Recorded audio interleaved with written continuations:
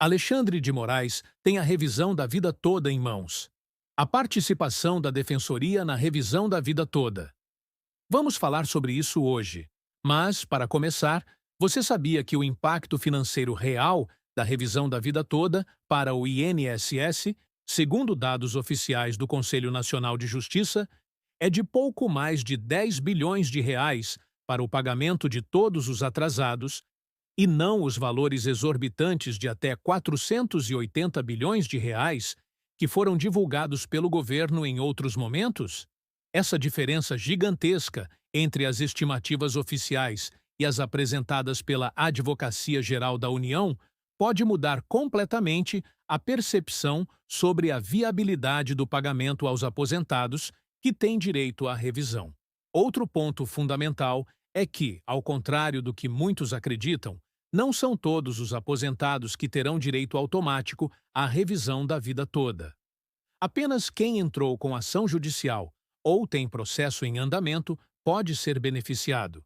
E as questões de decadência, ou seja, os prazos para pedir a revisão, ainda precisam ser enfrentadas pelo Supremo Tribunal Federal.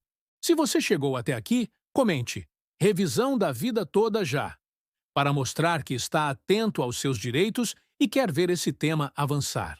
Ao analisar o cenário atual, é possível perceber que a revisão da vida toda segue sendo um dos temas mais debatidos entre aposentados e especialistas em direito previdenciário. O Supremo Tribunal Federal já reconheceu a vitória dos aposentados em dezembro de 2022, consolidando o entendimento de que a lei e a jurisprudência favorecem quem busca incluir no cálculo da aposentadoria todas as contribuições feitas ao longo da vida, inclusive aquelas anteriores a 1994. O Superior Tribunal de Justiça também já julgou a favor dos aposentados e negou os recursos do INSS, o que fortalece ainda mais a tese de que o direito está do lado dos segurados. No entanto, o debate não se encerra apenas na esfera jurídica.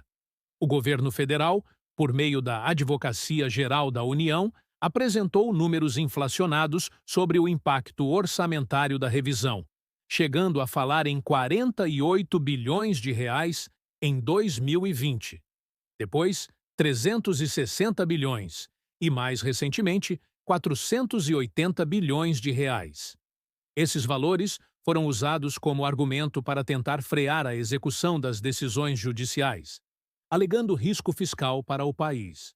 Mas, ao analisar os dados do Conselho Nacional de Justiça, que é presidido pelo mesmo presidente do Supremo Tribunal Federal, verifica-se que o valor real dos processos já ajuizados é muito menor, ficando em torno de 10 bilhões de reais para o pagamento de todos os atrasados.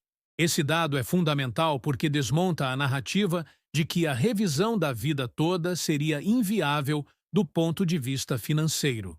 O próprio Conselho Nacional de Justiça fez a divisão por tribunal, mostrando que os números apresentados pela Advocacia Geral da União não refletem a realidade dos processos em andamento. Além disso, o cálculo do governo considerava que todos os benefícios ativos seriam revisados automaticamente, o que não corresponde ao que está sendo julgado. O Supremo Tribunal Federal está discutindo apenas a modulação dos efeitos da decisão, ou seja, para quem a revisão deve valer, se só para quem já entrou com ação ou também para quem pretende ajuizar no futuro. Outro aspecto relevante é a atuação das entidades de apoio aos aposentados, como a Associação Brasileira de Apoio aos Aposentados, Pensionistas e Planejamento para a Aposentadoria, conhecida como ABRAPA. Essa entidade protocolou pedido para ser admitida como amicus curiae, ou seja, amiga da Corte, com o objetivo de apresentar dados técnicos e contribuir para o esclarecimento do impacto real da revisão. O pedido da ABRAPA foi feito após o início do julgamento virtual, o que gerou discussões sobre a possibilidade de ingresso de novos amicus curiae nesse momento do processo. No Supremo Tribunal Federal, a decisão de admitir ou não um amicus curiae cabe ao relator do processo, por meio de despacho irrecorrível. Isso significa que, uma vez decidido pelo relator, não cabe recurso ou pedido de reconsideração. No caso da revisão da vida toda, a Defensoria Pública da União já tentou ingressar como amicus curiae por 3 vezes, mas teve o pedido negado, inclusive sob o argumento de que a sua participação traria ganhos reduzidos ao processo e poderia comprometer a celeridade processual. Esse argumento, no entanto, é questionável, pois o processo já se arrasta há anos e a participação de entidades técnicas poderia enriquecer o debate e garantir uma decisão mais justa. A jurisprudência do Supremo Tribunal Federal sobre o ingresso de amicus curiae não é totalmente pacífica. Em alguns casos, o tribunal já admitiu a participação de entidades mesmo após o início do julgamento, especialmente quando se trata de temas de grande relevância social e econômica. Um exemplo recente foi a arguição de descumprimento de preceito fundamental sobre a descriminalização do aborto, em que dezenas de amicus curiae foram admitidos após o processo já ter sido pautado para julgamento. Isso mostra que há margem para o relator reconsiderar decisões anteriores e admitir novas entidades, desde que haja justificativa plausível e interesse público envolvido. No contexto da revisão da vida toda, a principal preocupação das entidades que buscam participar do processo é garantir que os ministros do Supremo Tribunal Federal tenham acesso a dados confiáveis e atualizados sobre o impacto financeiro da revisão. O objetivo é evitar que decisões sejam tomadas com base em informações distorcidas ou inflacionadas, como ocorreu em outros momentos do processo. O estudo elaborado pelo Instituto de Estudos Previdenciários, em parceria com economistas renomados da Fundação Getúlio Vargas e do INSPER, já havia apontado para um impacto muito menor do que o divulgado pelo governo.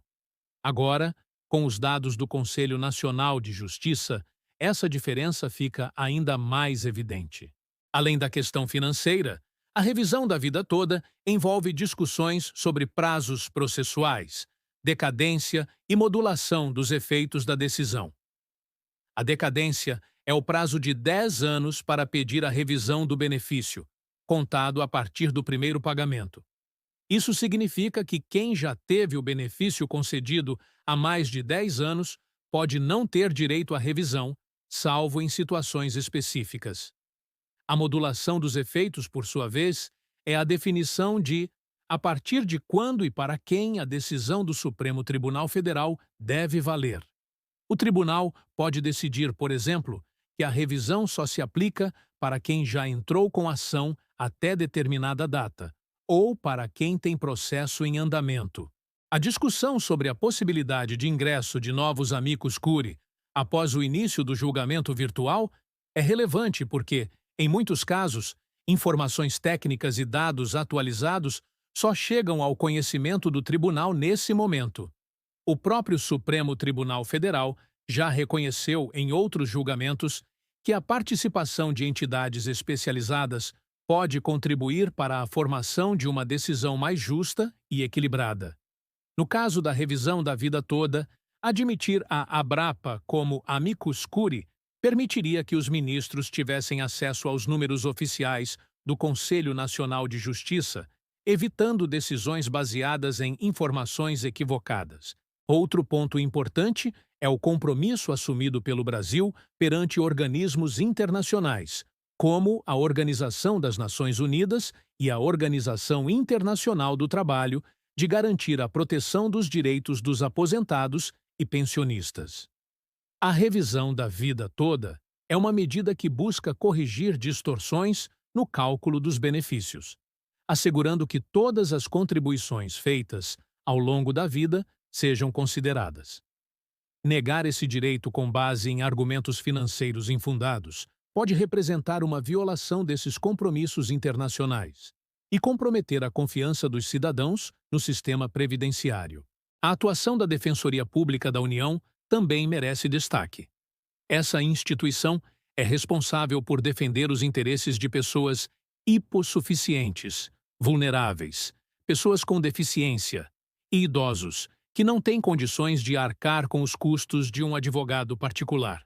Apesar de ter tido o pedido de ingresso como amicus curiae negado, a Defensoria Pública da União continua atuando em defesa dos aposentados e busca garantir que o direito à revisão seja respeitado.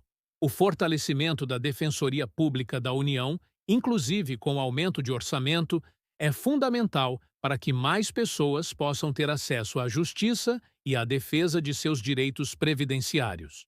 No âmbito processual, o Supremo Tribunal Federal já decidiu que a decisão do relator sobre o ingresso de amicus curiae é irrecorrível, ou seja, não cabe recurso ou pedido de reconsideração. No entanto, a própria Corte já abriu exceções em outros julgamentos, admitindo a participação de entidades mesmo após o início do julgamento ou após o processo ter sido pautado. Isso demonstra que, apesar da regra, há espaço para flexibilização quando o interesse público e a relevância do tema justificam. O debate sobre a revisão da vida toda também revela a importância de dados confiáveis e transparência nas informações apresentadas ao judiciário. O uso de números inflacionados ou distorcidos pode comprometer a análise dos ministros e levar a decisões injustas. Por isso, a atuação das entidades técnicas e a apresentação de estudos independentes são essenciais para garantir que a decisão seja baseada na realidade dos processos e no impacto financeiro real para o INSS. Outro aspecto que merece atenção é a diferença de entendimento entre o Supremo Tribunal Federal e o Superior Tribunal de Justiça sobre a atuação dos amicus curiae. Enquanto o Supremo adota uma postura mais flexível em alguns casos, o Superior Tribunal de Justiça costuma ser mais restritivo quanto ao momento e à forma de ingresso dessas entidades. Essa diferença pode gerar insegurança jurídica e dificultar a atuação das entidades em defesa dos interesses dos aposentados. A revisão da vida toda é um tema que envolve não apenas questões jurídicas, mas também políticas, econômicas e sociais. O governo federal, ao apresentar números inflacionados sobre o impacto da revisão, busca justificar a resistência ao pagamento dos atrasados e à concessão do direito aos aposentados.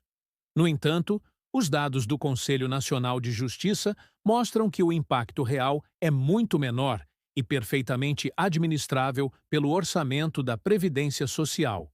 A participação de entidades como a Abrapa e a Defensoria Pública da União é fundamental para garantir que os direitos dos aposentados sejam respeitados e que decisões judiciais sejam tomadas com base em informações corretas e atualizadas.